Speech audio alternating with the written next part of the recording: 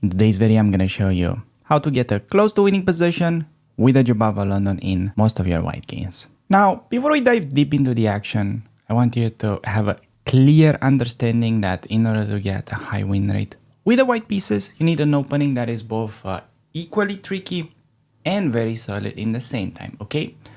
I want you to think of chess exactly like with girls. Remember that if you don't date to marry, you're probably dating for a heartbreak.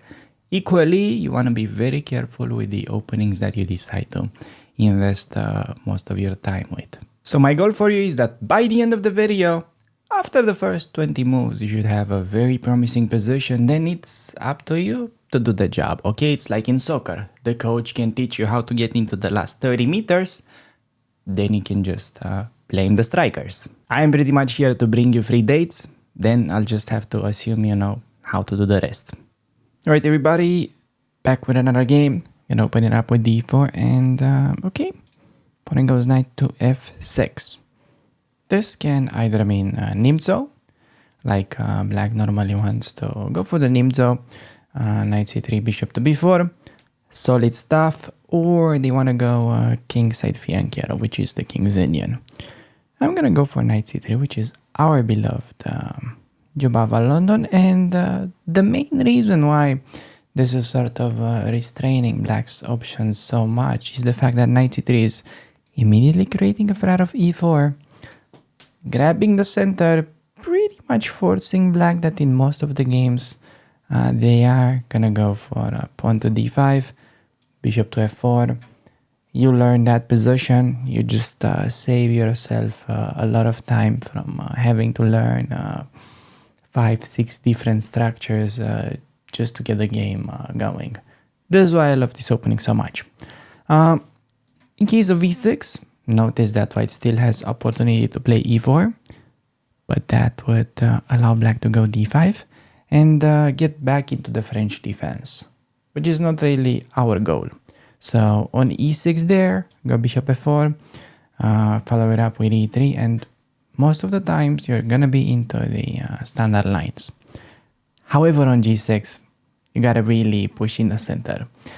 Move order-wise, getting the bishop out first is reasonable too, but I really like to push the pawn simply because of the fact that bishop g7 is already a losing move, which a lot of the black players, especially in this rating range, are quite lazy.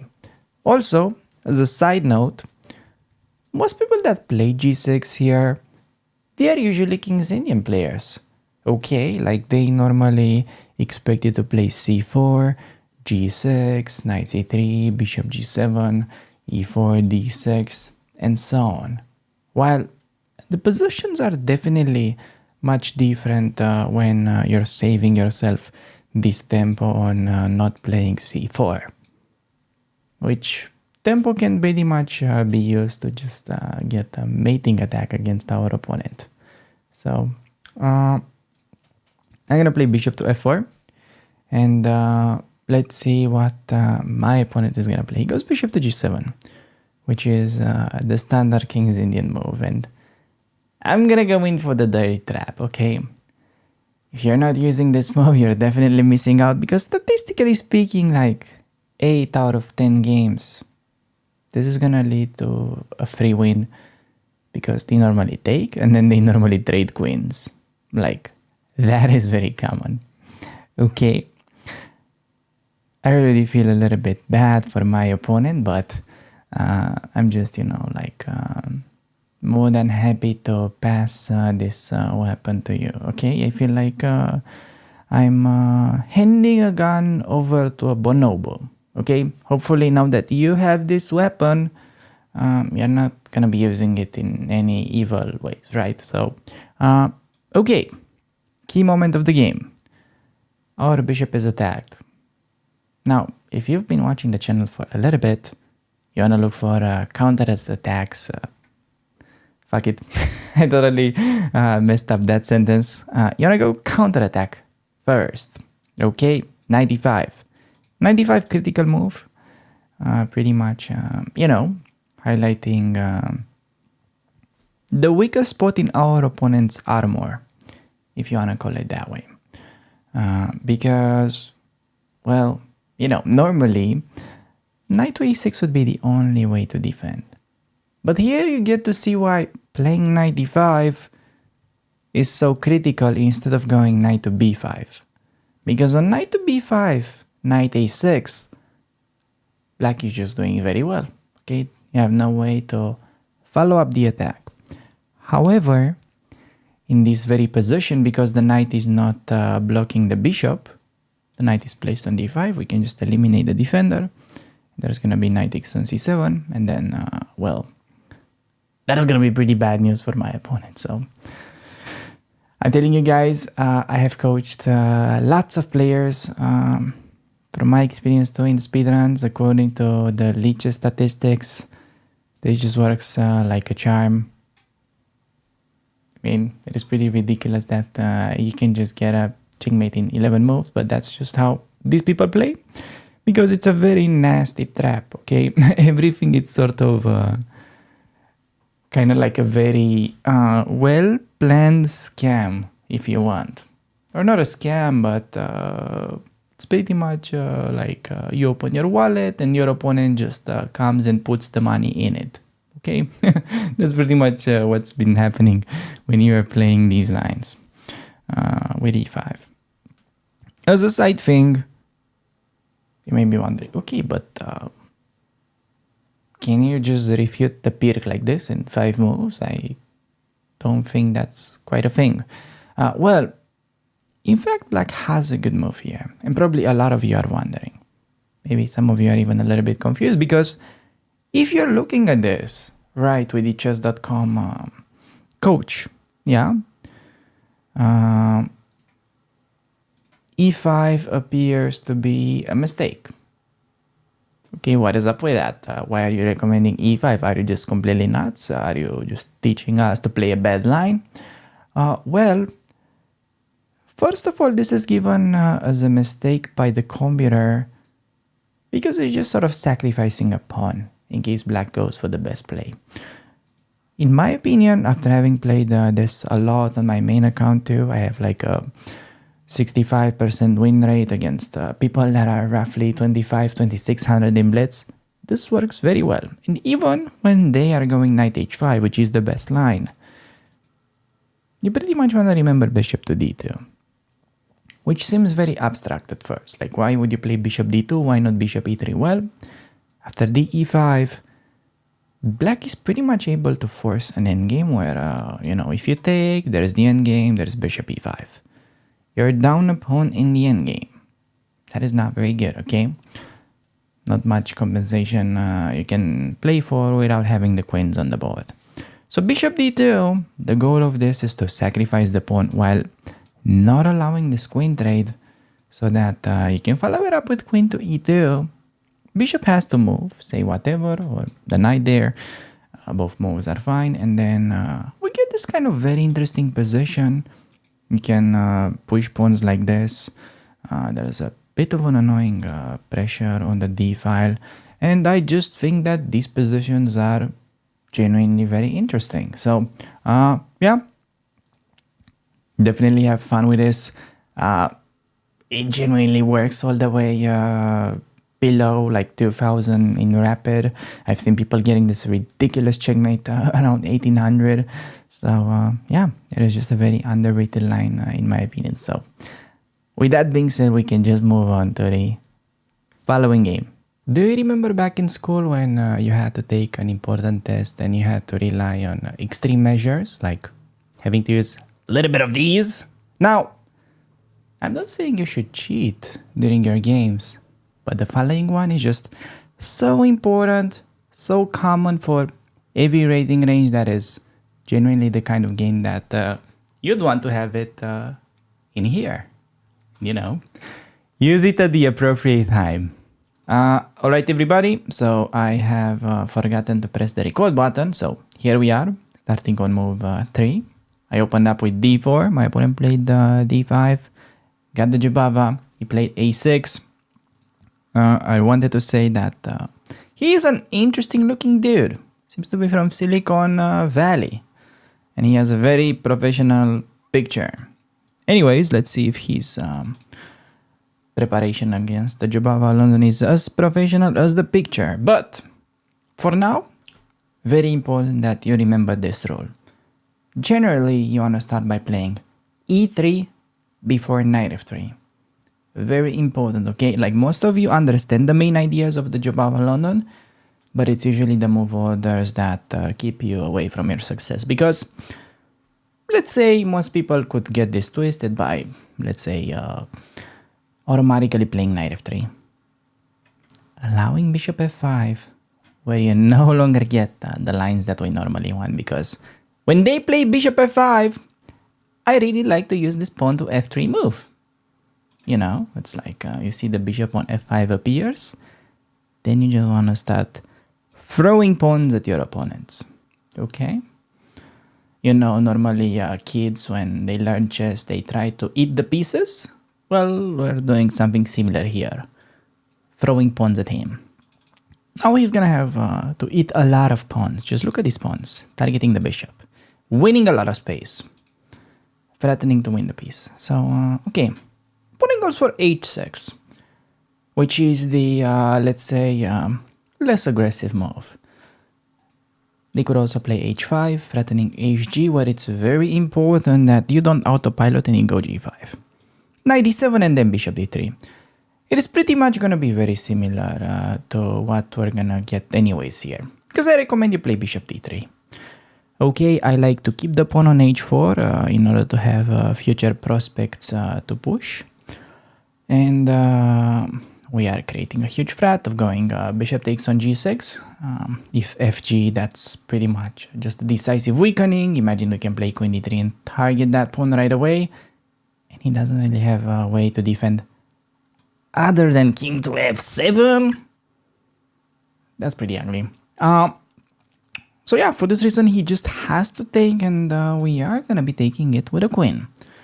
What I want you to remember is that generally in like 95% of the cases, in the pawn storm, okay, you gotta think about it, in the pawn storm, this pawn, make it the pawn storm, we're gonna be taking it with a queen because we're preparing to castle long.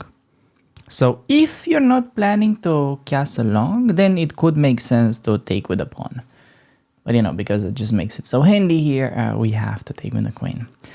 And on bishop d6, we have a choice to fulfill our goal, which is that in the pawn storm, you always want to take back on f4 with a knight, so we can play knight h3 or knight e2.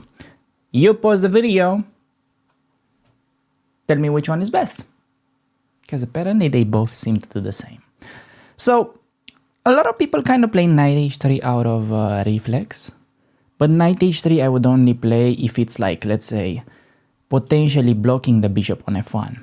So if a position like this came up here, and let's say it's black's turn, he goes bishop d6, I wouldn't go knight e2 blocking the bishop, I would go knight h3. But here, because already there is no bishop, of course we prefer the knight closer to the middle, so knight e2 just comes in very natural and very logical as well, I may add. Now, typical mistake for opponents is just to take on f4, kind of improving your knight. Well, that's just giving you a stronger horse. And if they don't, I would expect c5, knight c6, knight bd7. These are the kind of moves that they normally play. Yeah, that's pretty much it. Okay, bishop takes on f4, kind of, I guess, opponent running out of ideas, like a little bit. Gonna be taking with a knight, preparing long castle. And so far, this is just a very common game for this rating range, okay? This is how most of your pawn storm games are gonna go. Now, it's a question for him: c5, knight bd7, queen d6, or knight c6. These are pretty much what I'm expecting him to do.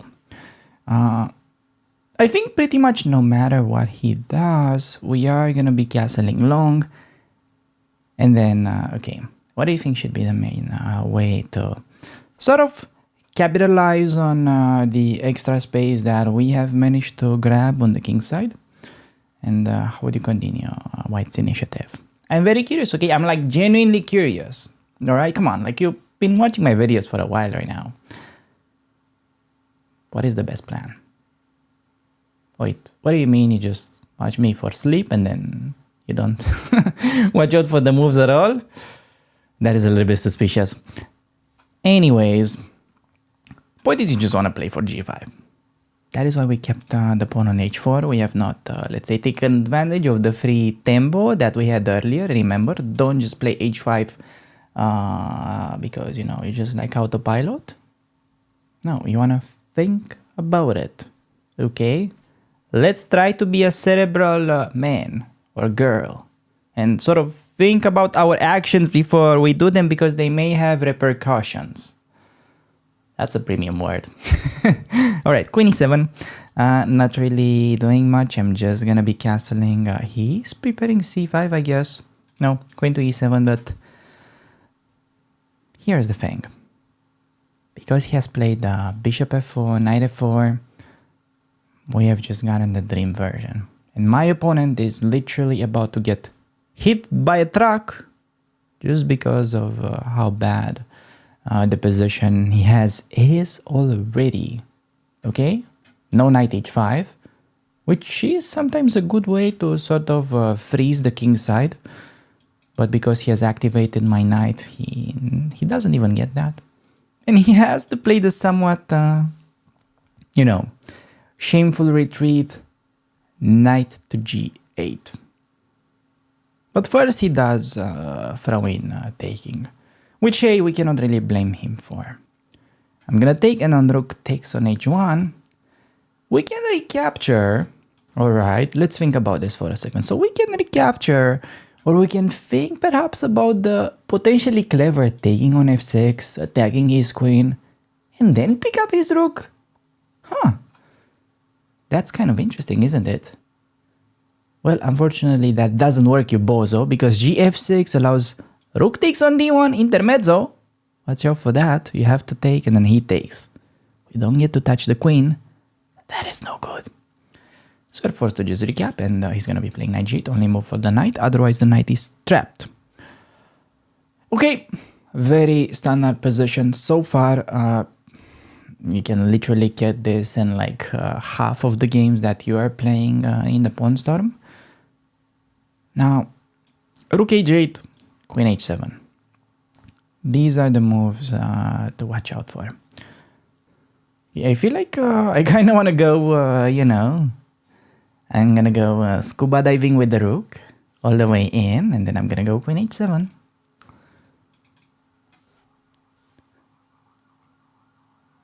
I think he has only queen f8. This is, yeah, creating a double attack. So, only move is this. And then we have a choice, okay? We have a choice between many pleasant moves. It's just that, okay, every single one of his pieces is stuck. Like, we can even go ahead and play a small waiting move a3. Like, what are you even going to do, opponent? You know, he's in a very kind of uncomfortable position. Obviously, queen takes on g5 leads to nowhere because I have king d2, and okay, it's like a little high dopamine move, check, but knight back, and he's running out of checks, and the extra piece will start to tell eventually. So he cannot really give up the piece like that. Queen to f8. It's a matter of whether we play the direct knight h5 or whether we try to break his structure with g6. Breaking the structure with g6 I'm not like such a huge fan of. Maybe you can try to pause the video and find why. Because I think it just gives him additional counterplay. I think he is likely to play knight f6. I have to live with the queen and it becomes weird. However, let's look at this. g6, knight f6, maybe queen h3 simply. And I'm sort of threatening to go g takes on f7 and then queen takes on e6. Huh, that might be the play. So yeah, he goes for the gamble. He couldn't, yeah, he felt like his position becomes so passive, and He felt like, okay, whatever, I cannot really see so far in advance, but I'm gonna like sack a piece, get some checks, get 2 pawns at least, hope for the best. Not a bad decision by him. I'm gonna give him credits for that. In general, I think that's the way to go. I'd much rather prefer such active counterplay than, let's say, you sit tight and you normally don't really get much chances if you just stay very passive. It's kind of something that players have figured out a lot more in our times. Like if you compare chess back in like the 1900s, people really liked to stay passive, okay? Everything was all about capturing a pawn and then, parking the bus, like they say in football. Just put every single one of your pieces on the back rank and try not to get mated. Unfortunately, that is always gonna lose. It's just a slight throwback to that strategy. So he only has a pawn for the piece. He's running out of counterplay. So, yeah, that is. There's really not that much to say about it. Huh. Apparently we can win another pawn. Should we take the pawn or should we check? Or what do you guys do? Because I think queen takes on f7 allows a very funny trap. There's gonna be knight e4. You have to do something about it, but then the queen remains undefended. So it's not too late to mess up the game. So that's why I'm gonna start with a little detail. I wanna take the pawn with check, or okay, I'm gonna make his knight passive. So it's kind of like a win-win for me. Anyways, and I'm gonna play knight f4. On check, I can block with the other knight. And I'm also threatening, a little bit of a hidden idea. And yeah, I'm gonna block this way. I'm just gonna give you the hint that there's a bit of a discussion going on between the queens along the f-file. So very well, we could potentially throw in knight e6 because he cannot take it. But now that I'm looking at it, we'll probably have simple moves. So yeah, he resigns. And we need to cash this one in. Do you guys remember that feeling when something is a little bit too good to be true? Because this is exactly how I felt like in the following game, where my opponent basically allowed me to capture a seemingly free rook, but because I have seen this idea previously in one of my students' games, I knew what the appropriate play should be. Therefore, I'm here handing it to you. Hello, YouTube! Today, we're gonna be going for another Jubava London, and let's see what my opponent will do against it. Alright, I feel like I'm saying Jubava London a lot. If it probably I had to check out what are my most frequent sentences used, I think Jubava London is amongst one of them. Just like, let's say you have it on the phone where you can see your most frequent emoji that you guys are using. By the way, let me know what's the third most frequent emoji that you have. Curious on that. I don't know what mine it is because I don't use emojis. Who does that? I'm actually kidding. I'll have to check. But for now, let's forget about the nonsense and focus on this King's Indian, okay? I'm not gonna be explaining this since we pretty much did this like a million times by now. Just following the theory, they 8 out of 10 times enter this position, and generally they go knight on one of these two squares. Okay, opponent's getting into dangerous territory. I'm gonna go knight to d5, threatening the fork on c7, and yeah, I mean, he has to play your castle. Can we get somebody that actually finds the best move for black to like not lose immediately? They need to like really figure this one out, where in fact it's not best to go after the rook, but to take on e7 and then play bishop c1. But okay, he goes king to d8, which is actually not as stupid as it may look. I think I had this confusing position once, and in fact, I'm super glad that we get to go over it. I know maybe some of you guys already lost a little bit of interest into the game because this just looks so idiotic. Trust me, it is not. Okay, so many people can go wrong here trying to find the needle in a haystack, which, to be honest, may be a little bit of an inexistent needle. Since if you go knight to b6 check, let's just say he blocks, okay, some way. Like with the bishop. You take the rook, and then he takes your bishop. Are you that sure you're gonna get the knight out? Because if you're not getting the knight out, then you're potentially risking to give your opponent 2 pieces for the rook, which is definitely putting yourself at a disadvantage. So for that reason, in that line, you notice that the main issue is that the bishop is hanging. I think we can play a very cold-blooded move.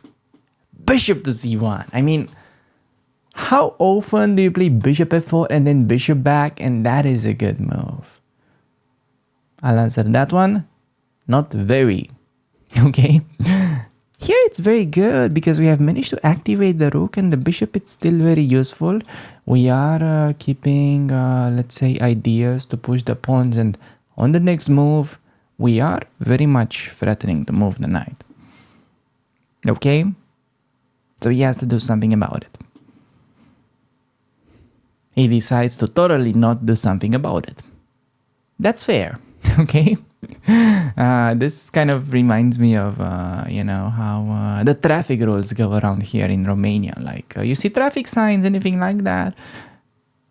Pretty much it's almost like they tell you to do the opposite. I feel like that's how most of the drivers are around here. Okay. Anyways, I think the easiest way to punish that is by going after the rook. Yeah. I'm gonna go after the rook in case he would have blocked, let's say, bishop to d7. I think we just follow it up positionally at that point. Yeah. Maybe something like f4 covering this. The knight is kind of like terribly misplaced. We have ideas to go bishop e2, g4, genuinely trapping it.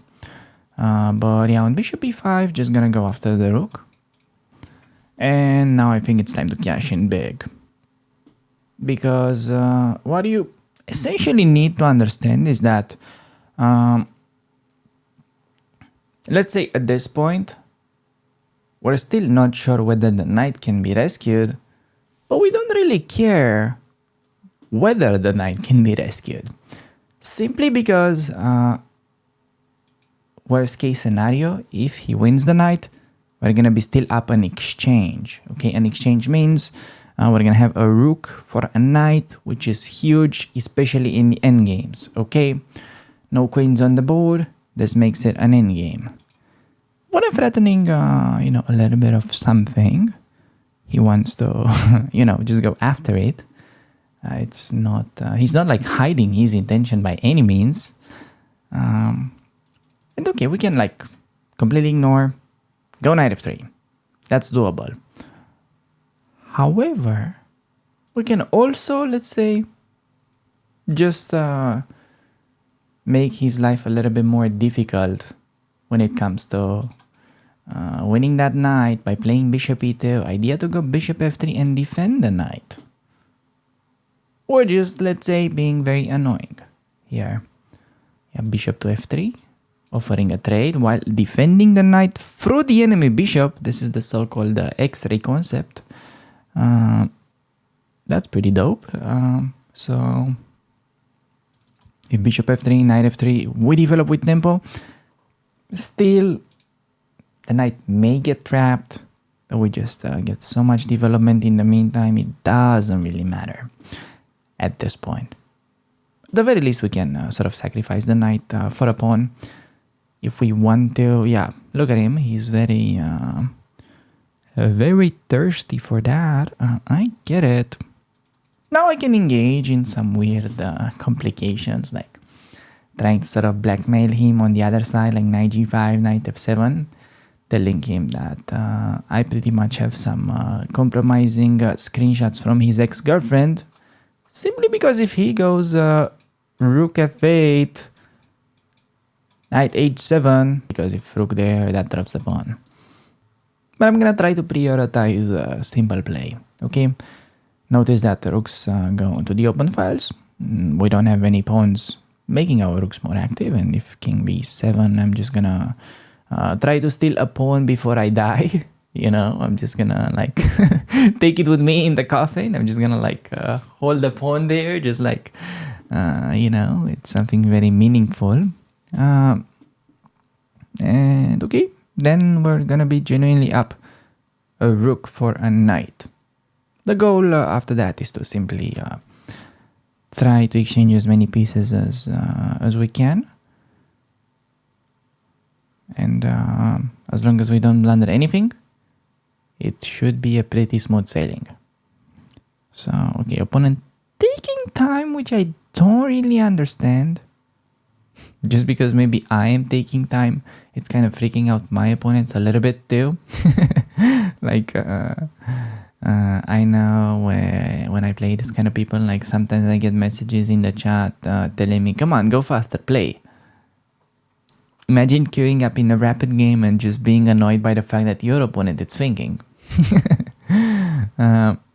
Now, in order to learn from such behavior, you should be using that time to think on your opponent. Okay, how do you guys think the top level grandmasters are able to play so quickly? Okay, take a guy like Nepo, for instance, who is known to be a very fast player in general. It's not because he is superficial, which may happen sometimes. It is because he's actively using his opponent's time to think. Alright, he's not like jerking off, walking around while the opponent is thinking, because in over the board chess, you know, he can stand up, walk around and all that. No, he's just like sitting there, calculating, and a lot of the times his response just comes instantly, using the clock as a weapon, pretty much. So, okay, right now, when you are getting started as somebody that's like, let's say around 1000 ELO, you gotta focus more on learning basic principles other than using the clock as a weapon. But at some point, you know, it is something to be considered, okay? At some point, you know, let's say when you get closer to like 2000, hopefully in this life, that can become a thing. Okay. I think it is gonna be your turn to post the video. Look at you. Are you still awake watching this video? White has a very nice finisher. Because it kind of looks like this knight is keeping everything together. So why not simply get rid of it? Rook e5, followed by a very nice knight takes on f7.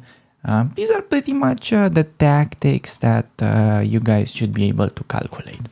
This is why you solve puzzles, okay? You may think that you need to do anything special or very elaborate tactic-wise. No, more often than not, you don't. You just need to find these cute little sacrifices that work, okay, 1, 2 moves, okay? You need to see pretty much at best 3 forcing moves in advance. You get good at those and then yeah, you can climb pretty high, okay? Of course, sometimes if the nature of the position is like more forcing and you need to, let's say, go a little bit deeper on the tree of the variation, you know, sometimes there is this saying that grandmasters can calculate even like 10 moves ahead. Yes, but only if the variation tree is very narrow. Like if your opponent has only one move, pretty much you can go very deep. Yeah, there is that as a fun fact. My opponent just resigns because he was about to lose a lot of material.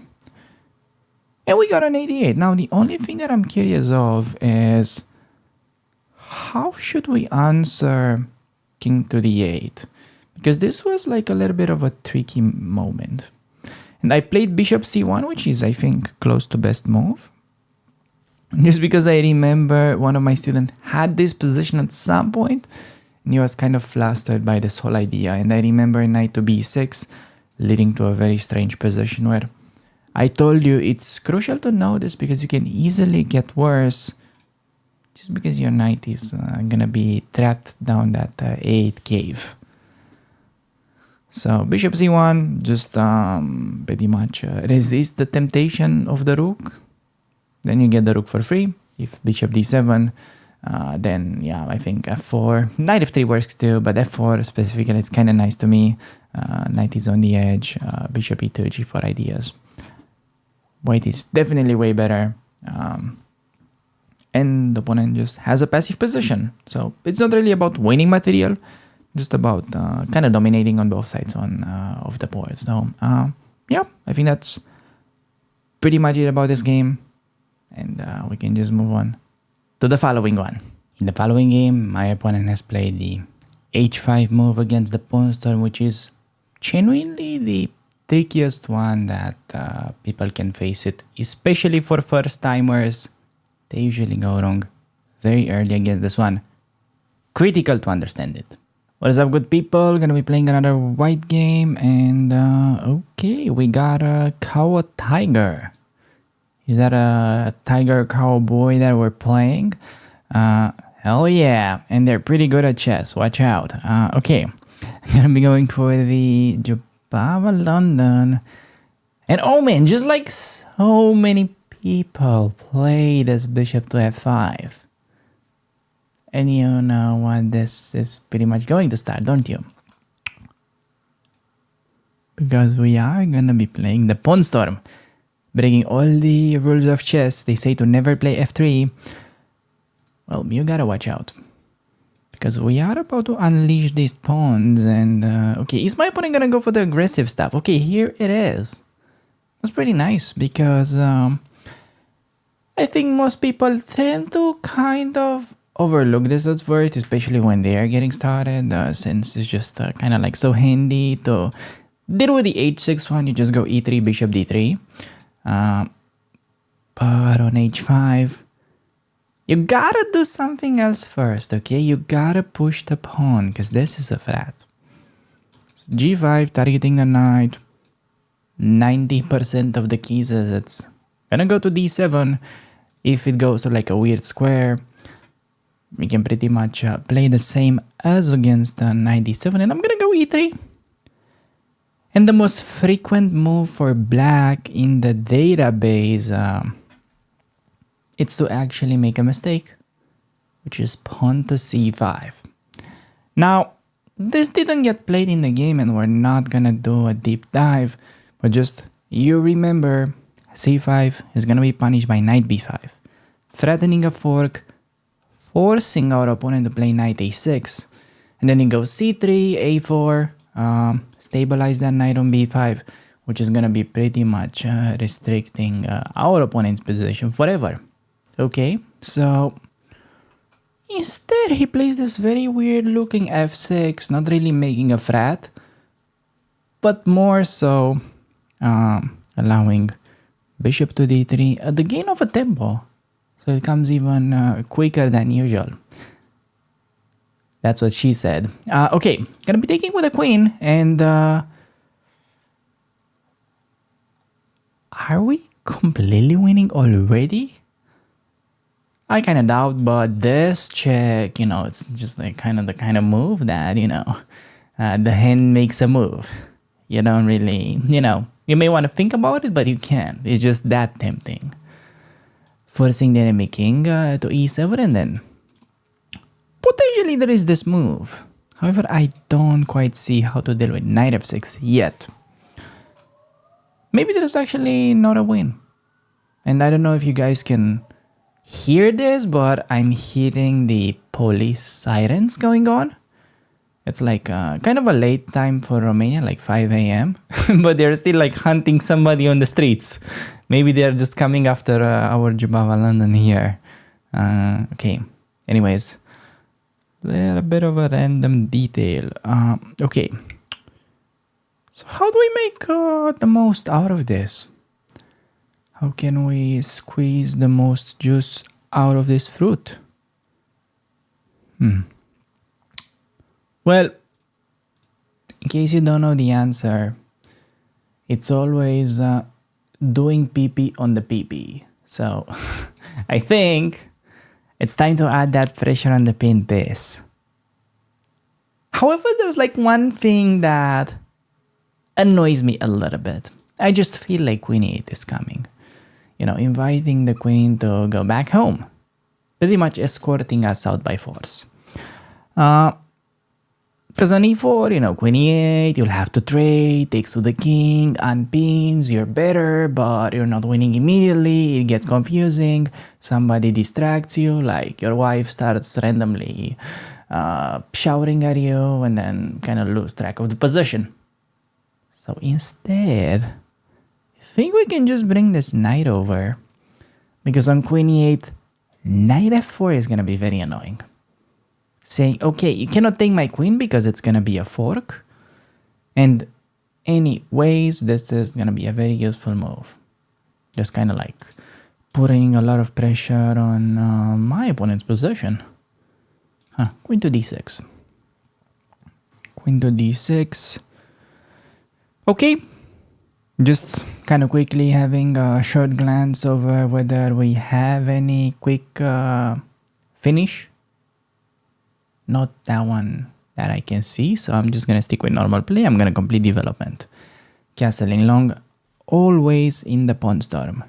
So, yeah, I think really on the next move, what do you guys think we're going to play? Say my opponent does nothing. Like say he goes a6. I want you to pause the video. Yes, you. I know you're like almost asleep, but you have to wake up and tell me a move. Because in such positions, it may be kind of like a blind spot for a lot of people that, okay, you just look for a piece play. You think, okay, I gotta go Queen D3. I gotta go for the fork. And that kind of thing, which may in fact be decent here, but you're missing the big idea, which is we're gonna push E4, pretty much winning by force because there is no way in really stopping E5. So it goes King D7, where first instinct would be, okay, this just works out the same. Now, we have to figure out, does it actually? I can also just take twice and win a pawn, but I feel like we can try to win the lottery here. Okay, I'm gonna play E4. I'm gonna be saying, alright sir, I'm not interested in your cheap offer. However, I almost have gotten my queen trapped in the process. That is kind of funny. Like knight e7 is a move, but I can just dive even deeper in the position. Queen to f7, and he has no way to attack my queen, and I'm just absolutely demolishing him. So takes instead. I am gonna take back with a pawn. Same threat remains. Additional threat. d5. Look at these pieces. King and queen caught onto the same line. Yeah, they're pretty much gonna drop right after the other, in case we manage to, like, let's say, get rid of that d pawn. Just look at this, huh? This would have been a cool move, right? Like if chess ever gets updated, you make a move like this, open up the possession. Yeah. I don't know why I'm making this sound like a 5-year-old. I feel like that's a very 5-year-old thing to say. Okay, knight g4. We gotta focus. What did I say a move ago? We're gonna push e5. I'm gonna be a man that sticks to his word. I'm gonna push. He has only one square for that queen, which is b4. Because the bishop is genuinely taking the other. This is taken by 2 knights. So he has to go queen to b4. And now it is perhaps the last time I'm asking you to pause the video of this game. Because white has a pretty interesting move. Okay. Queen to b4. The issue with it is it leaves the e6 pawn undefended. So in case you're sort of eyeballing d5, that's also like completely crashing and you're probably gonna win in the next 5 moves. But hey, we can call it a day a little bit earlier here. With queen takes on e6, king's got no moves, especially because the bishop covers d8. So that's just game.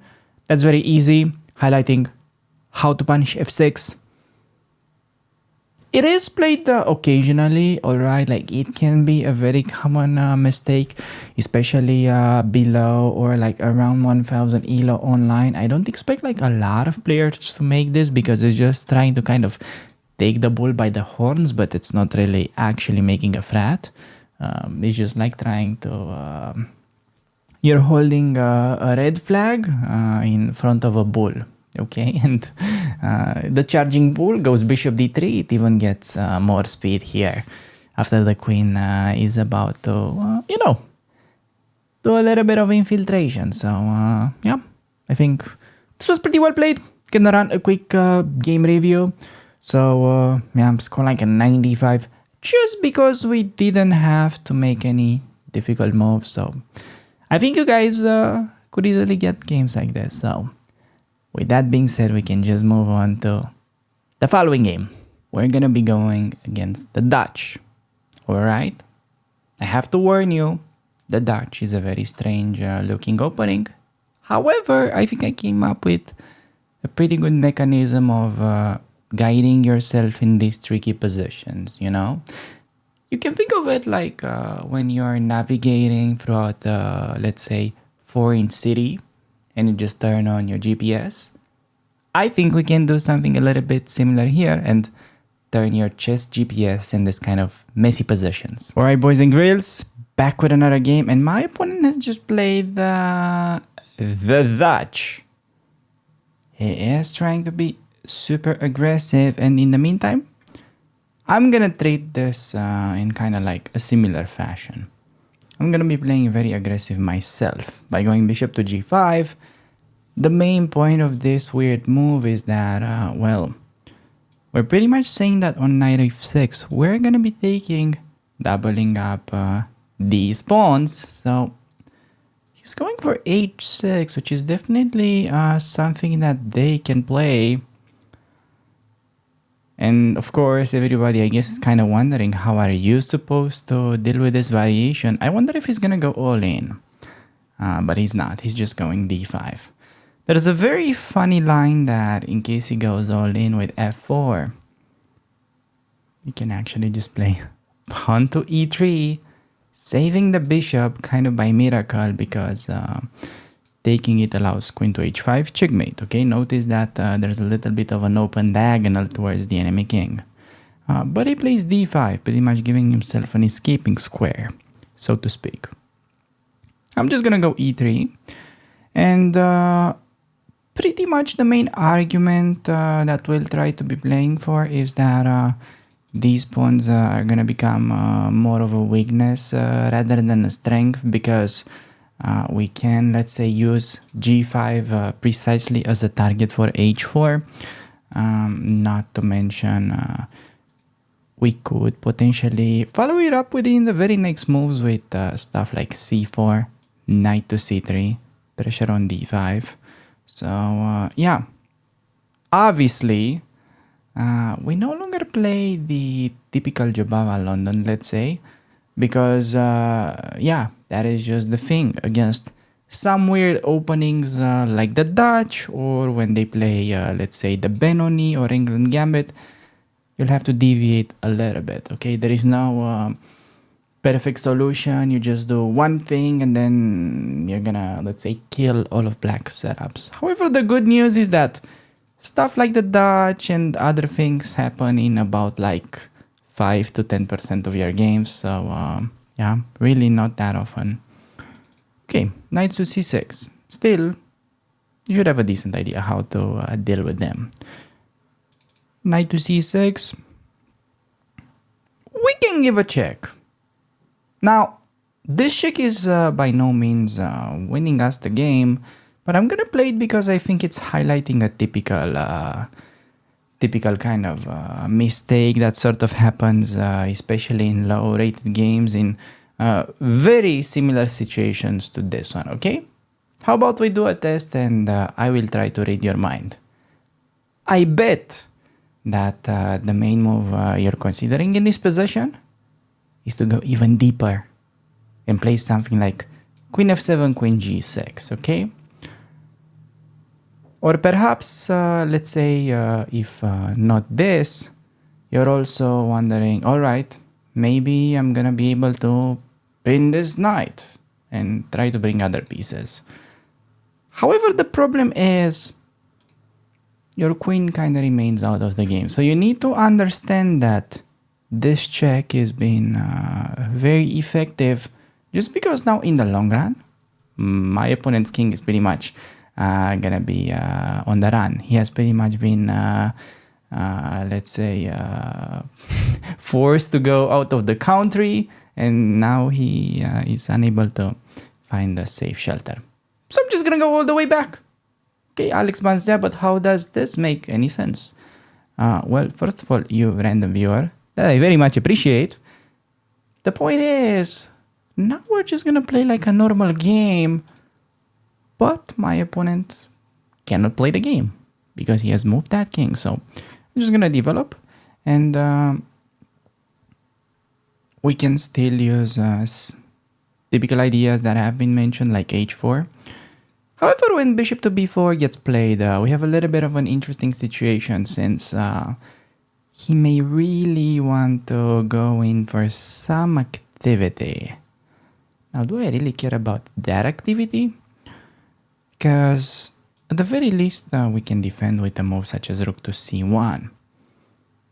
I don't think we need to go super subtle and play something like f3, just genuinely stopping knight e4.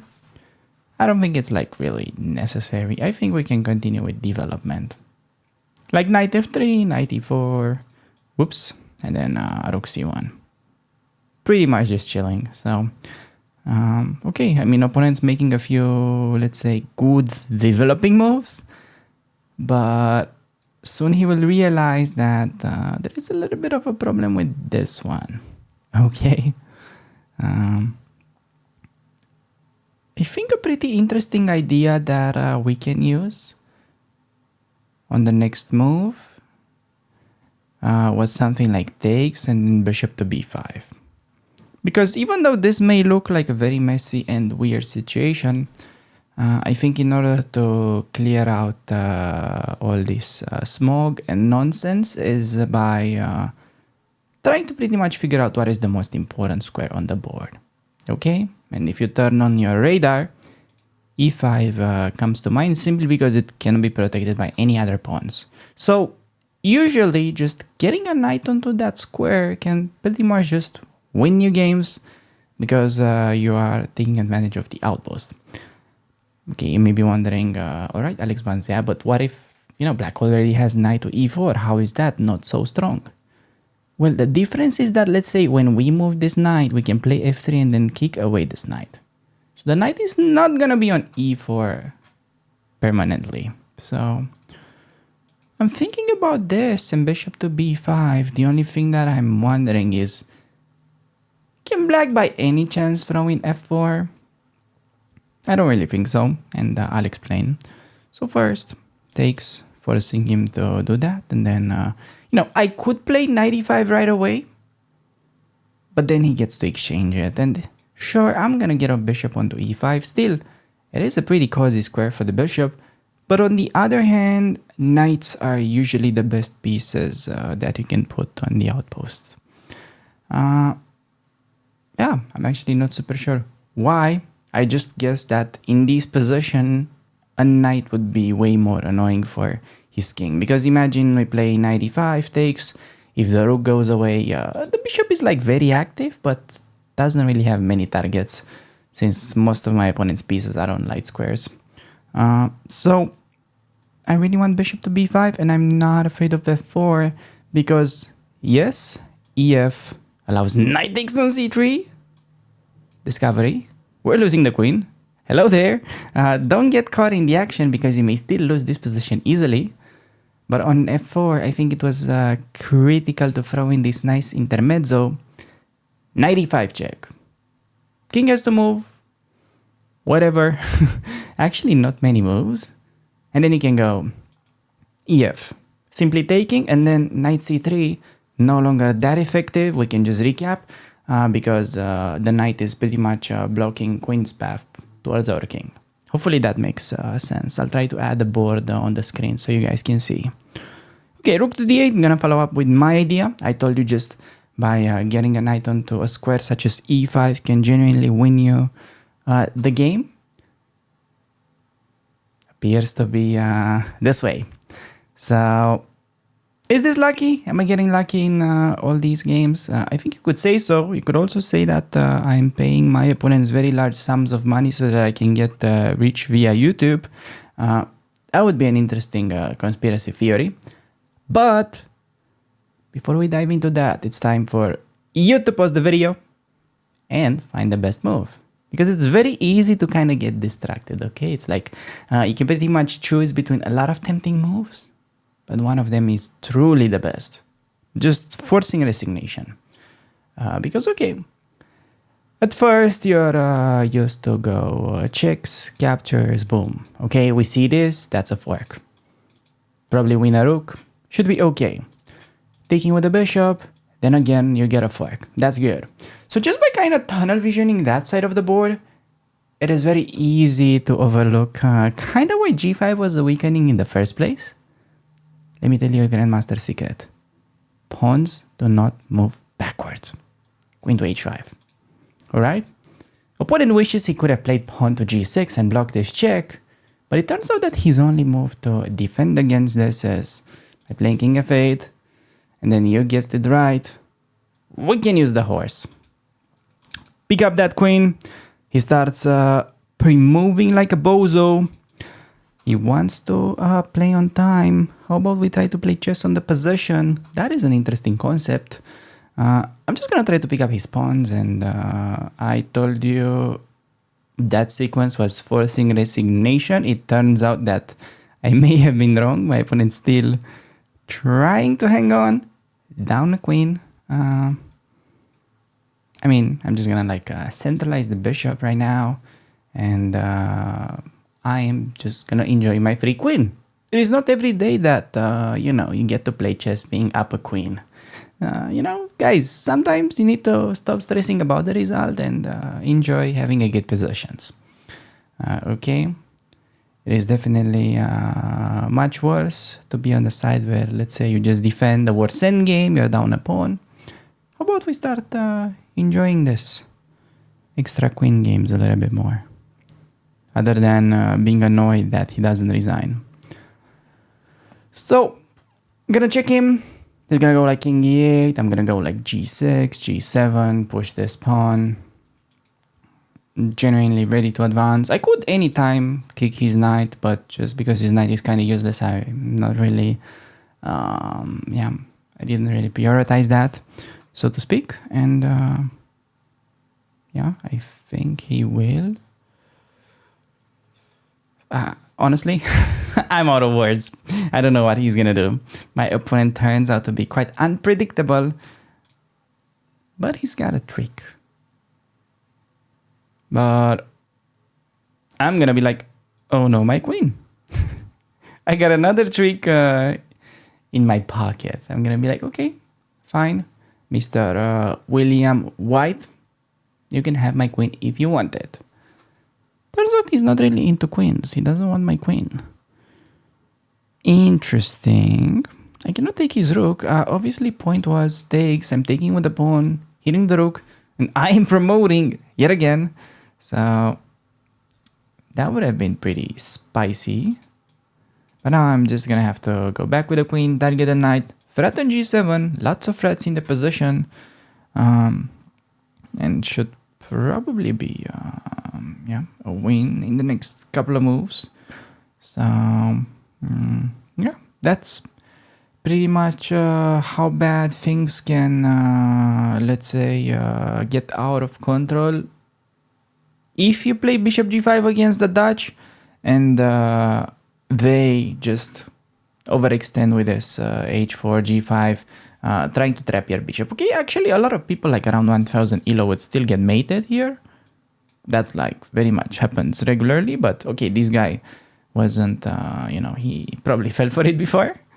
He had to buy like 5 different courses on the Dutch, spend a couple hundreds of dollars just to figure out not to get mated there.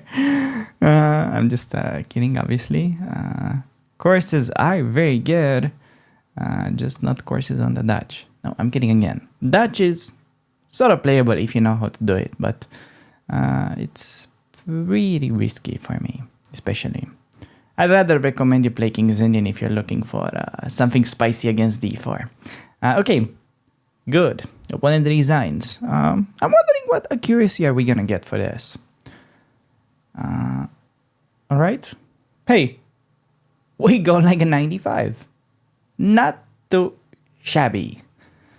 But really, what I want you guys to understand the most, and even the computer says this was a mistake, I think the key idea is to just go queen to d1. Okay? I want you to get used to this idea of playing queen h5, pretty much dealing permanent damage to our opponent's king. Okay. Because then he's pretty much going to be paralyzed for the rest of the game. Don't go queen f7. Okay, Compy says that queen f7 is okay. You're like doing well. You have no idea how easily this type of queens can get trapped. So, yeah. Get the hell out of there and try to play chess like a normal human and not a bonobo, I guess. So, yeah, I think everything was pretty clear about this one. Remember, they play the Dutch. You can no longer play Jobava London, but you can play Bishop G5, offering them to enter this line, because after E3, FG3, you get a checkmate. In any case, they really go Knight F6. We had a game like this in the Jobava speedrun on the channel before. We played something along these lines where Queen F3, targeting this pawn, Knight E2, long castle, short castle, H4, H5. White is getting a very nice attack. Okay, we had this on the channel before. So, with that being said, I think we can move on to the following game.